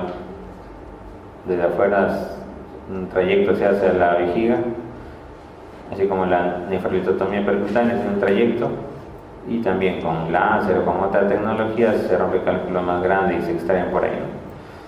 Si no hay esa tecnología, puede ser una cirugía convencional, ¿no? Se corta la vejiga y saca el cálculo entero, dependiendo de lo que se tenga a disposición y lo que el paciente, la característica del cálculo, ¿no? El paciente. Patología testicular. A ver, falta poco, ya no se duerman, muchachos. En relación a la torsión del cordón espermático, preguntan cuál de las siguientes afirmaciones no es correcta. ¿Qué marcamos, doctora? No. Doctora, al fondo, en la esquina, está pensando. ¿Qué marcamos, doctora? Ahí.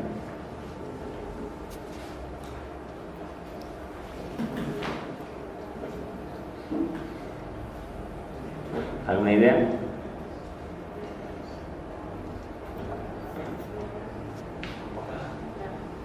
La A. La dirían algunos. ¿Alguien difiere de la A?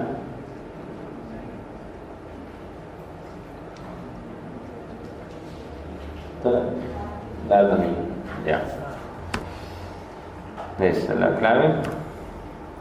Entonces, acuérdense que casi en la mitad de los casos la torsión ocurre durante el sueño, por masturbación, por relaciones sexuales, o sea, de forma espontánea generalmente, frecuentemente del lado izquierdo, y el dolor es de aparición brusca, acuérdense, brusca, ¿no? Puede cerrarse, bueno, en unas horas, pero rápidamente es un dolor moderado e intenso, y hay tumefacción y eritema del escroto, ¿no? Y en cortejo vegetativo también, náuseas, vómitos generalmente. Entonces, en la pregunta, el diagnóstico diferencial debe hacerse con la epidimitis, sí, porque es una causa de dolor testicular también. La epidimitis, un trauma, una hernia podrían ser diagnósticos diferenciales. De manera espontánea habíamos dicho que sí. La intervención quirúrgica debe ser lo más rápido posible, así es, y debe explorarse el lado opuesto siempre. Y vamos a ver en una siguiente pregunta. El dolor de inicio lento y progresivo no, es brusco. El examen más útil para el diagnóstico de torsión testicular, ¿cuál será? Ecodoppler. Para el diagnóstico de una torsión testicular tenemos la clínica, ¿no? El inicio brusco del dolor. Al examen físico vemos que el testículo está horizontalizado generalmente y elevado, ¿no? Y digamos hay una maniobra, la maniobra de Frey, que tratamos de levantar el testículo y el dolor no cede, no aumenta, ¿no?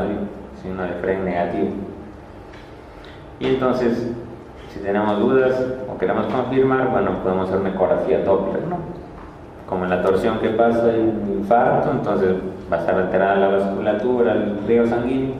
La ecografía Doppler nos va a decir, ¿no?, si realmente hay ausencia del flujo sanguíneo, una disminución marcada, estaríamos frente a una torsión testicular, ¿no? Es una sigla de Doppler, una sensibilidad cercana al 100%, una especificidad también bastante elevada. En caso clínico, un joven de 20 años, 6 horas de dolor testicular, digamos reciente, y náusea, cortejo vegetativo. Entonces evidencia el testículo retraído hacia la región del púbico, o sea, está ascendido el testículo. Está febril, lo cual podríamos decir, bueno, no se trata de una infección, de una orquiepididimitis, ¿no? Está febril. Y el diagnóstico lo confirma una torsión testicular. Entonces, ¿cuál es la conducta terapéutica a seguir ante una torsión testicular? ¿Qué le hacemos? Lo observamos, lo exploramos. ¿Qué marcamos? La B, exploración quirúrgica más orquidopexia bilateral. Entonces la corrección manual poco la recomiendan, puede en ciertos casos destorcerse, pero no sabemos en qué momento podría torcerse nuevamente.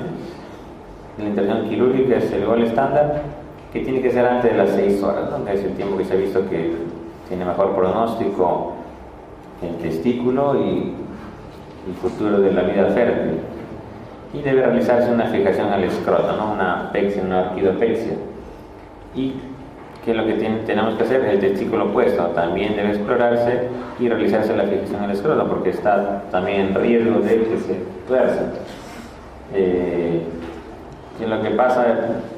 No se sabe exactamente, pero se asume que el gubernaculum intestis, que es el que lleva el testículo, digamos, al escroto y de cierta forma lo fija, está ausente en estas personas, ¿no?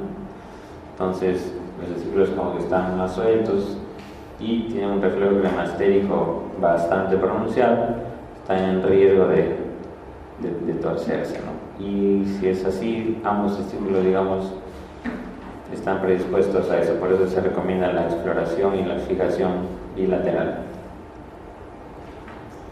en el mismo acto quirúrgico. Varón de 30 años con antecedente de orquitis bilateral postparotiditis en su infancia, ¿no? Acude por esterilidad. ¿Cuál es la estructura testicular probablemente comprometida? Ya, o sea, esterilidad, digamos, quiere decir algo ha pasado con esos espermatozoides, ¿no? ¿Dónde es que se producen los espermatozoides?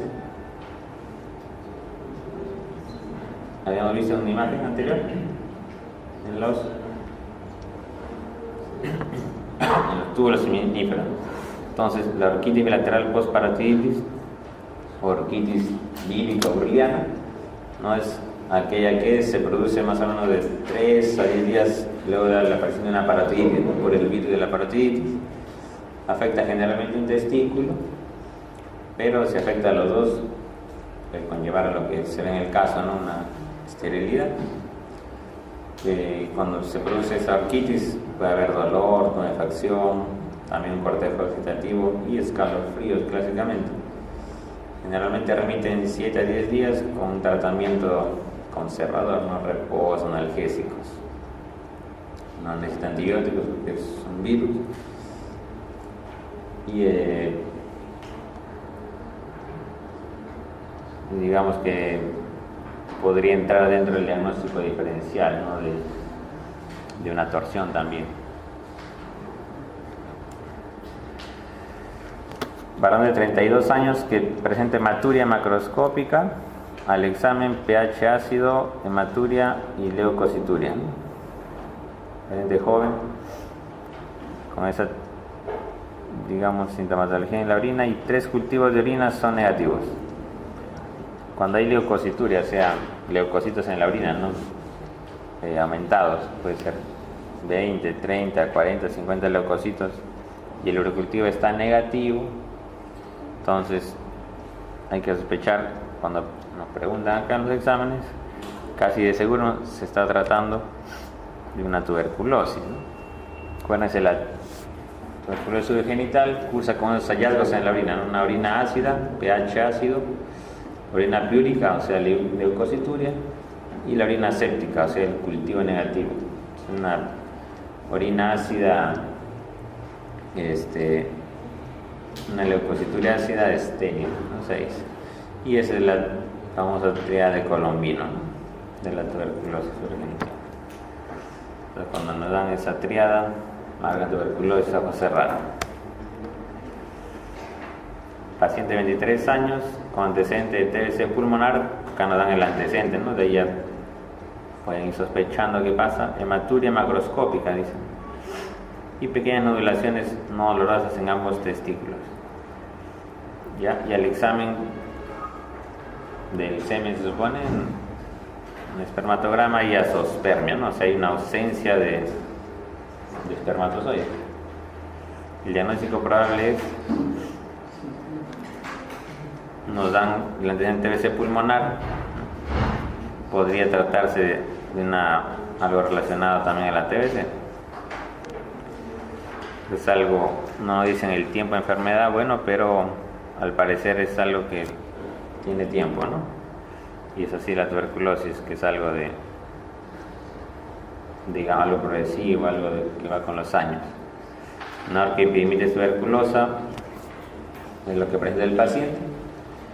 Generalmente la afectación primero es a nivel renal, ¿no? Por diseminación hematógena, el bacilo tuberculoso llega a los riñones y posteriormente va bajando, ¿no? A los uréteres, a la vejiga, llega a la próstata, pero un montón y se meten conductos eyaculadores, va al conducto deferentes y llega hacia el epidídimo, ¿no?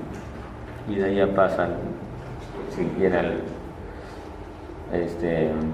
al epidídimo generalmente, que es en la cola, ¿no? Predominantemente donde le gusta estar al bacilo, en la cola del epidídimo, y entonces puede producir una epididimitis de repetición que no responde generalmente al tratamiento antibiótico y puede producir también alteración si avanza hacia los conductos, digamos, seminíferos, túbulos seminíferos, produce destrucción, ¿no? A ese nivel, azospermia. Y el diagnóstico, bueno, aparte de la tríada Colombino, habría que hacer un BK en la orina, un PCR para BK en orina, ¿no? Y el tratamiento es, pues, los fármacos tuberculosos, ¿no? Como una extrapulmonar. En casos seleccionados, cirugía, ¿no? De la parte, si produce complicaciones, ¿no? A nivel del epidídimo, granulomas o en el mismo testículo. El nivel alto del marcador tumoral alfa-fetoproteína, ¿no? La AFP, sugiere presencia de cáncer de... ¿Cuál es el órgano de urología acá? El riñón y testículos. Y le quedan 2 claves. Entonces, riñón no tiene ningún marcador por ahora, testículo sería el único, ¿no? Una respuesta directa, no pueden fallar allí. Acuérdense, el tumor testículo se presenta como una masa testicular aumentada de consistencia pétrea e indolora, ¿no? Una piedra que no duele ahí. Y se siente una pesadez generalmente. Al examen físico, una masa firme, indolora, que puede tener edema incluso unio bilateral, de la parte, digamos, escrotal o miembros inferiores. Un 10% se puede presentar como un dolor escrotal agudo, por lo cual también entraría en el diagnóstico diferencial de una torsión testicular, tumor testicular. 10% tendrá manifestaciones de metástasis y hasta un 10% también se asocia a un urocele, ¿no? Los marcadores tumorales que recomiendan las guías son 3, ¿no? La beta-HCG, ¿no? La gonatrofina crónica, su unidad beta, la alfa-fetoproteína, la FP y la deshidrogenasa láctica. Son los 3 marcadores que se recomiendan en tumores testiculares. Entonces, cuando tenemos un paciente con la clínica característica, se le pide, si quiere confirmar, una ecografía y se le pide los marcadores tumorales, ¿no? Si nos sale la FP normal o todos los marcadores normales, entonces no es que descarte un tumor de testículo, pueden tener los 3 marcadores normales y ser un tumor testicular. Pero si vemos que la FP está elevada, entonces decimos que solo se eleva en pacientes con tumores no seminómas, no seminomatosos. La FP en el seminoma siempre es normal.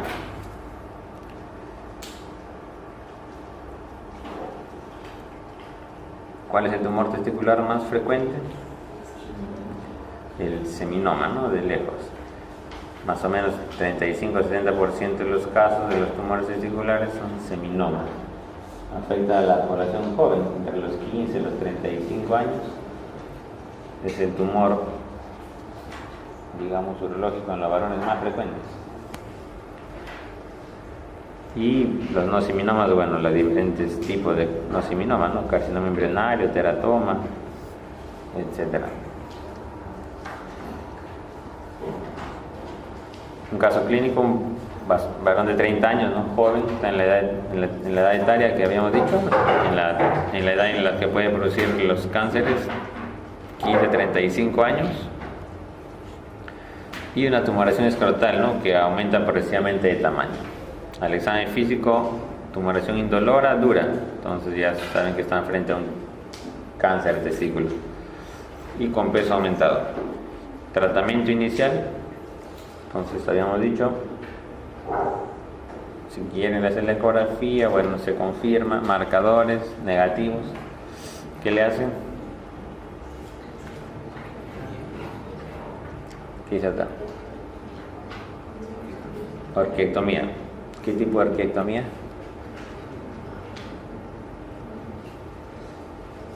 ¿Qué tipo de orquiectomía? ¿Qué tipo de orquiectomía?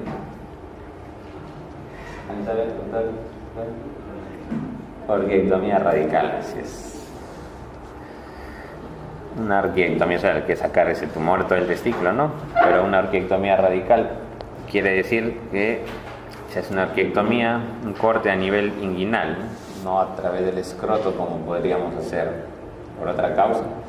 Siempre que en cáncer de testículo, una orquiectomía radical con una incisión a nivel de la zona inguinal. Por ahí se aborda, se identifica el cordón espermático, se lo clampa, como ven ahí, se lo clampa y bueno, se hace la disección y se estirpa totalmente el testículo con todas sus capas, ¿no? Que la está envolviendo, túnica vaginal, etc. Y se manda la pieza a patología. Esta nos establece el diagnóstico histológico, el estadio T primario, ¿no? Para ver si es un T1, T2, T3, T4. Solo sabemos después de operado y nos da información pronóstica también, ¿no? La histología, el tumor es un seminoma, no seminoma, tiene carcinoma embrionario, tiene invasión a la red de testis o no, etc. Y es curativa en la mayoría de casos, ¿no? Que sea un tumor más o menos localizado. El seminoma es un tumor que es en la mayoría de los casos 90-95% curable, felizmente, pero si es bien manejado. Si es mal manejado, puede ser letal para el paciente joven, que es entre 15 y 35 años. A ver, pasando a otro tema, lactante varón de 18 meses presenta ausencia de ambos testículos en el escroto. ¿Cuál es la primera posibilidad diagnóstica? Bueno, un poco la pregunta en el fondo no tan bien planteada, pero digamos, si vemos a un bebé, ¿no?, de esa edad, llega a la consulta, lo vemos, y a la ectoscopía, digamos, que no observamos testículos, ¿no? O sea, está la bolsa escrotal vacía, etcétera, sin tocarlo, solo en la ectoscopía. Entonces, ¿cuál será lo más probable que tenga? A eso se refiere la pregunta, ¿no? Porque si los tocamos y vemos que estaban por la posición, no se veía, bueno, tan normal los testículos, ¿no? En cambio, si es que vamos y examinamos al paciente y generalmente vamos a palpar, lo más frecuente es que se trate de un testículo no descendido, ¿no? Esa es la palabra, un testículo no descendido, o sea que el testículo se haya quedado en el camino. Normalmente el testículo, ¿se acuerdan? Descienden de la parte abdominal hacia el escroto, dirigido por el gubernaculum testis, ¿no? Desciende hacia el escroto, más o menos hacia las séptimo, octavo mes de vida intrauterina. Va a descender y se va a colocar en el escroto, ¿no?, por el gubernaculum testis. Y a su vez el proceso vaginal previamente ya va a estar haciendo camino, ¿no?, y es por ahí por donde va a pasar el testículo. Y finalmente, digamos, ese proceso vaginal, cuando ya llega el testículo a su posición del escroto, se va a obliterar al nacimiento recién, ¿no? Se va a obliterar, se alcanza el peritoneo, y del peritoneo va a ser una evaginación hacia el escroto, ¿no? Baja el testículo y después el testículo se queda, digamos, rodeado de esas capas, de esas capas se queda rodeado, pero este canal ya se oblitera, ¿no? Ya no hay contacto con el peritoneo. Entonces pasa ya al nacimiento, se oblitera. Eso es lo normal. Entonces, a un lactante de esta edad, digamos, vamos a palpar el testículo generalmente y van a estar localizadas en el canal inguinal. Entonces, ese testículo no descendido que se palpa es lo que se conoce como criptorquidia, ¿no? O sea, un testículo no descendido por alguna acción de algún hormonal, etcétera, multifactorial, no terminó de descender el testículo, ¿no?, y se queda en el camino, digamos. Entonces, esa es la criptorquidia. Generalmente va a ser palpable, pero ¿qué pasa si no dice ausencia, dice de ambos testículos? ¿Qué pasa si vamos al paciente y palpamos y no se siente el testículo? O sea, hay una ausencia realmente al examen físico, ¿no? La pregunta no nos dice eso exactamente, sino es una ausencia de la ectoscopía, digamos. Puede ser que ambos estén ausentes a la palpación también, ¿no? Entonces, ¿qué puede pasar? Puede haber una agenesia testicular de repente, ¿no? Los testículos por alguna razón no se formaron o se atrofiaron en la vía intrauterina y a los 18 meses pues no hay nada, ¿no?, la palpación. Otra opción es que los testículos ambos estén en el abdomen, entonces no se va a palpar jamás. Entonces, un teste no palpable quiere decir que no tiene testículos. No, es una criptorquidia que no se palpan, digamos. Entonces los testículos podrían estar localizados en el abdomen. Entonces, ¿cuál es el mejor método para ver si es que están los testículos en el abdomen? Hacer una laparoscopia diagnóstica, ¿no? Una laparoscopia diagnóstica y podemos observar de repente ahí los testículos que están intraabdominal y que muchas veces, dependiendo, se podrían liberar y fijar al escroto, ¿no? La primera posibilidad es la criptorquidia, lo más frecuente, que el testículo no haya descendido. Si el testículo está ausente realmente de forma bilateral, se conoce como anorquia, ¿no? Le decía, la mayoría de los testes criptorquídicos son no descendidos, 10% son bilaterales. O sea, quiere decir que el 90% son unilaterales, ¿no? Que la mayoría es de un lado nomás en la criptorquídea. La localización más común es que esté en supraescrotal, ¿no? Hay un anillo externo de la ingle, ahí generalmente lo encontramos. 20% son no palpables, ¿no? ¿Cuál es la edad ideal para operar ese testículo no descendido? 15 meses, ¿ya? Entonces la criptorquídea, acuérdense, más frecuente en prematuro, la etiología es multifactorial, el diagnóstico es clínico, ¿no? Palpando, y si no la palpamos hacemos una laparoscopia, ¿no? Y vemos acá por ejemplo el testículo intraabdominal. Los objetivos del tratamiento es optimizar esa función del testículo, facilitar o reducir la posibilidad de un enema de testículo, ¿no? Que es un factor de riesgo. La criptorquídea por motivos estéticos y para prevenir complicaciones. Entonces la cirugía en que consiste en liberar el testículo y fijarlo en el escroto nuevamente, hacer una orquidopexia. Y la edad recomendada es entre los 12 y los 18 meses, ¿no? O sea, el año y medio máximo debería estar corrigiéndose esto.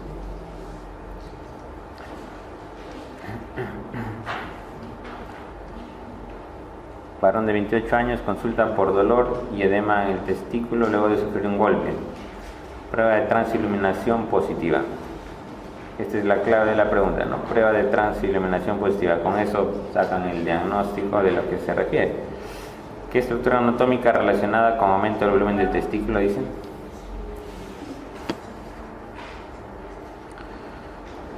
¿Qué dicen? Túnica vaginal. Entonces, acá está lo que le decía hace un momento, ¿no? Esta es la parte, digamos, del abdomen. Se forma el proceso vaginal, que es esto.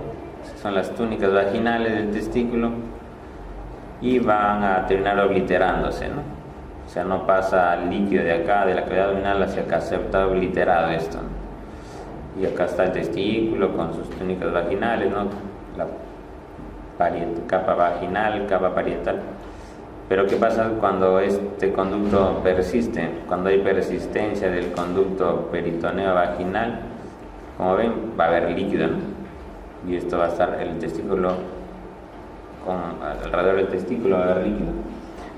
Y es el hidrocele congénito, ¿no?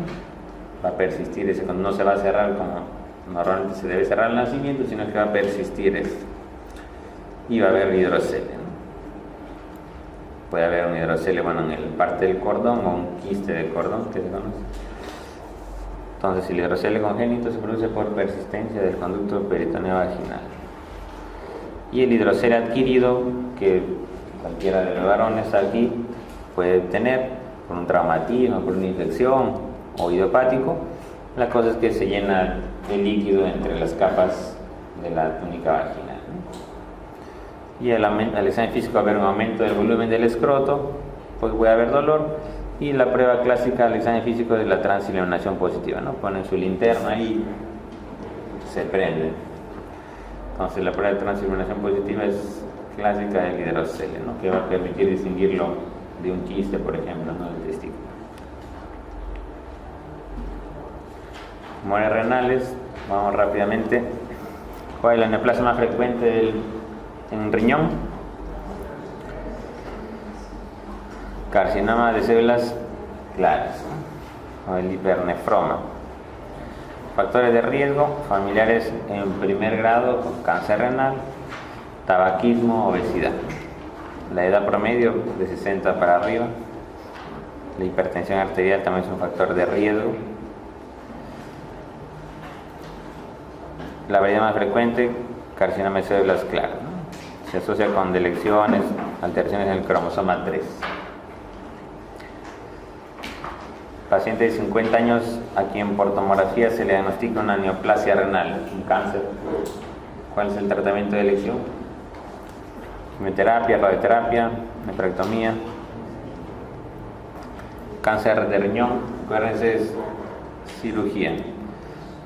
La única clave que tenemos es la adenonefrectomía. Y como es un cáncer, nefrectomía radical. Cáncer siempre la palabra radical, ¿no? Entonces el diagnóstico, el gol estándar para el tumor renal es el Uroten con contraste. A diferencia de la litiasis sin contraste, para tumores Uroten con contraste. Los modelos de tratamiento son varias, pero en general la nefrectomía radical, ¿no? O sea, sacar todo el tumor, menos que sean tumores pequeños, ¿no? Digamos 3 centímetros, 4 centímetros, que podría hacerse una nefrectomía parcial, ¿no? Vamos acabando el tema de incontinencia urinaria. A ver, acá las palabras clave, bueno, una mujer, bueno, de una edad ya más o menos avanzada, pérdida de orina al esfuerzo físico, sin poder controlarlo. Entonces con eso ya sacan el diagnóstico rápidamente. Escape de orina con el esfuerzo, incontinencia urinaria de esfuerzo, no hay mucho directa, la clave. Incontinencia de esfuerzo asociada a anomalías del piso pélvico, ¿no? Es la salida de la orina con el aumento de la presión interabdominal al valsalva, o sea, al toser, al reír, al subir las escaleras, al caminar, etc. Esa es la incontinencia más frecuente en la mujer.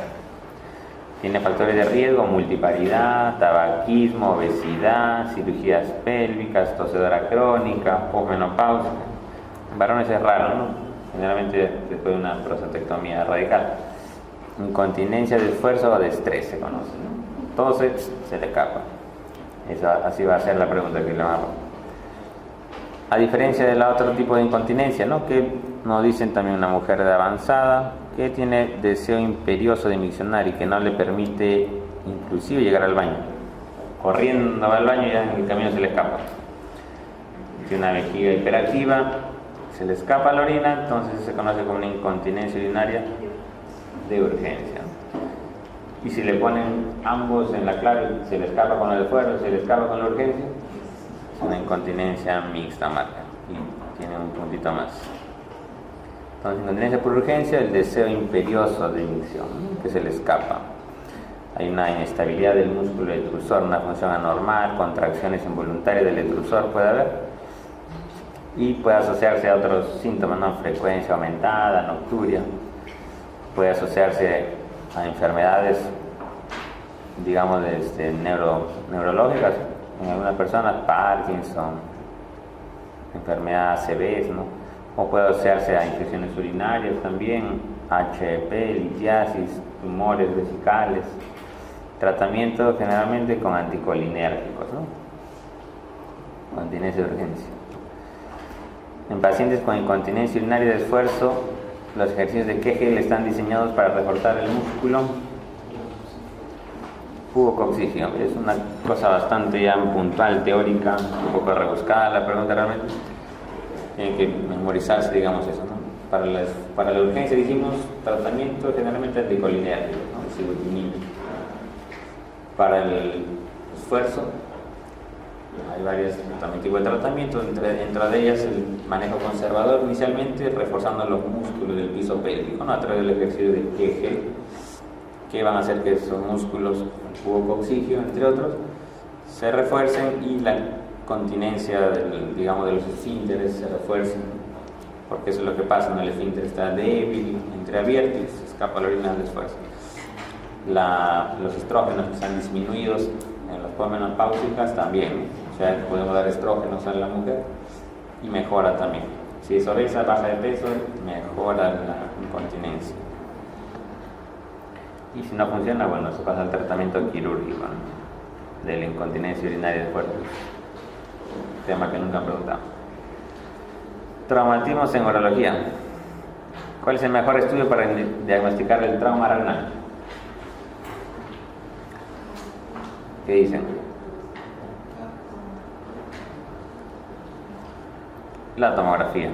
Al igual que el tumor renal, una tomografía con contraste va a ser igual estándar, ¿no? Acuérdense que hay grados de trauma renal del 1 al 5, de la más leve hasta el estallamiento renal, que es el grado 5, y que el estándar, que es la tomografía, nos va a determinar realmente, ¿no? Si hay una alteración en el parénquima, una laceración, una extravasación del contraste, que no vamos a poder ver. varón de 40 años con accidente de tránsito y dolor en la región lumbar derecha, ¿no? Al examen hay microhematuria, ¿no? O sea, hay una evidencia de una alteración ahí, y te dan la tomografía ya con un hematoma retroperitoneal y laceración en grado 2. De acuerdo a los grados vamos a manejar al paciente, ¿no? Dos cosas, uno de acuerdo al grado y otra de acuerdo a la estabilidad hemodinámica. Un paciente que está hemodinámicamente estable y que tiene un grado 2, por ejemplo, que le hacemos un tratamiento no quirúrgico, ¿no? Para el grado 1, para el grado 2, para el grado 3 y algunos 4, tratamiento conservador. Algunos 4 y el grado 5 sobre todo, generalmente va a tratamiento quirúrgico, ¿no? Entonces, hay que ver los grados y la estabilidad hemodinámica. Puede ser que tenga un grado 3, pero el paciente está hemodinámicamente inestable o se inestabiliza, entonces hay que operar de repente, pero son raros casos. Generalmente, cuando le dicen grado 1, grado 2, grado 3, marcan de frente observación y manejo médico, ¿no? Que no le hablan nada de la estabilidad hemodinámica. Trauma uretral, un poquito quería profundizar acá porque es bastante preguntado. Acuérdense, la uretra posterior, ¿no? Membranosa prostática, se va a fracturar, se va a alterar generalmente cuando hay rupturas en el pubis, ¿no? Accidente de tránsito, cuando hay fractura de los huesos pélvicos, de la zona de las ramas isquiopubianas, va a haber tracción y va a haber rotura de la uretra posterior. La uretra anterior se va a dañar cuando generalmente hay una caída en horcajada, ¿no? Se altera ahí la uretra vulvar generalmente, y la iatrogénica, ¿no? Generalmente por una técnica de sondaje o alguna cirugía de la iatrogénica. El diagnóstico, de acuerdo a los signos, ¿no? Uretrorragia, o sea, vemos sangrado por el meato. Este es el signo más frecuente, que hay uretrorragia. Incapacidad para orinar, o sea, retención urinaria, no puedo orinar. Hematoma perineal, cuando se cae en horcajada, ¿no? Hay un hematoma en la zona perineal, un edema del escroto. Y si queremos diagnosticar ese trauma uretral, la prueba de elección, el gol estándar, es la uretrografía retrógrada, ¿no? Nos contraste y dibujamos la anatomía de la uretra y vemos la estrechez ahí. ¿Cuál es el manejo? Tanto para las lesiones de la uretra anterior o posterior, bastante preguntan en los exámenes, la sonda suprapúbica, conocida como talla vesical. O sea, hay un trauma uretral, ya no traumaticemos más al paciente tratando de colocar una sonda por la uretra, por el pene, ¿no? Sino de frente colocamos una sonda suprapúbica o talla vesical, ¿no? Y esperamos que pase el trauma, ¿no? El edema, la inflamación, tanto en uretra anterior como posterior. Les preguntan el manejo de urgencia, ¿no? Porque el paciente llega sin poder orinar con una talla, ¿no? Aparte que a veces la sonda a veces se intenta por abajo y ni pasa, entonces es mejor no intentarlo ni siquiera. Y bueno, después vemos ya si la estrechez pues es importante, se espera, ¿no? Que se desinflame y se evalúa nuevamente meses después, y se debe corregir esa estrechez a nivel de la uretra que queda como secuela de la lesión, y hay que hacer muchas veces cirugía, ¿no? Una uretroplastía, una cirugía de la uretra para recanalizar esa uretra. Pregunta, ¿no? ¿Cuál es la complicación más frecuente en las fracturas pélvicas desplazadas? Bueno, pueden ser cualquiera de ellas realmente, pero lo más frecuente cuando hay fracturas, los huesos de la pelvis, habíamos dicho, es que haya una ruptura de la uretra, ¿no? Sobre todo de la uretra posterior.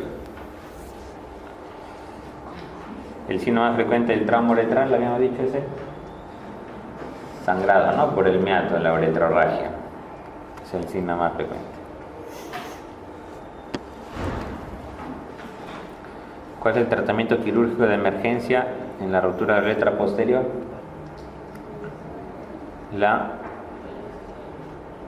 ¿Lo operamos al paciente? No. Cualquier trauma en la uretra anterior, posterior, en la pregunta de los exámenes, ojo cerrado, marquen talla vesical, no van a fallar. El procedimiento que se debe realizar a un paciente politraumatizado que presenta dificultad para orinar y sangre en el meato, o sea, un trauma en la uretra, ¿no? O uretrorragia. ¿Cuál es el procedimiento que se debe realizar para diagnosticar ese digamos, trauma uretral? ¿Habíamos visto?